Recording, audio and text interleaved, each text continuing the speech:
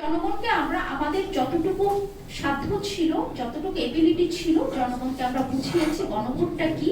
এখন জনগণকে বোঝানো হয়েছে ভোট কেন্দ্রে যে উনি কাকে ভোট দিবে, কিসে ভোট দিবে, ওইটা আমার বোঝানোর বিষয় নাই।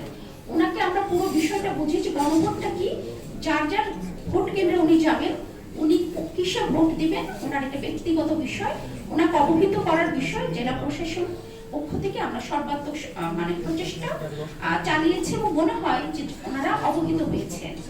প্রত্যেকটা কেন্দ্রে আবার ব্যানার থাকবে স্যার, প্রত্যেকটা কেন্দ্রের সামনে আমাদের সেই আচ্ছা, হ্যাঁ। এরপরে জনগণের আস্থা, জনগণের আস্থা ফিরিয়ে আনার জন্য আমরা কাজ করে যাচ্ছি। জনগণের আস্থা ফিরিয়ে আনার একটা উদ্যোগ কিন্তু আপনারা, আমরা জানি আপনাদেরকে নিয়ে আমি যখন বসবো, আমরা সবাই যখন বসবো, এই মেসেজটা চলে যাবে সবার কাছে।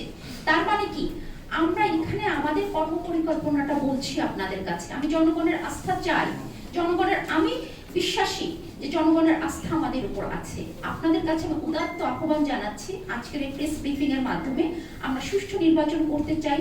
আমরা সবাই বদ্ধপরিকর, জনগণের আস্থা আছে এবং জনগণের আস্থা যাতে আরো আসে এই বিষয়ে আপনাদের সহযোগিতা আমরা চাই। আর আপনাদের এখন কি মনে হয় যে প্রশাসন বা রিটার্নিং অফিসার বা আইন শৃঙ্খলা বাহিনী আমরা যারা আছি, আমরা সম্পূর্ণ নিরপেক্ষভাবে কাজ করার চেষ্টা করছি। 12 তারিখে নির্বাচন করব, নির্বাচন করার পরে সুষ্ঠু নির্বাচন ইনশাআল্লাহ করব, করার পরে জনগণই বলে দিবে যে আমরা নিরপেক্ষ ছিলাম কি ছিলাম না। আপনাদেরকে ধন্যবাদ।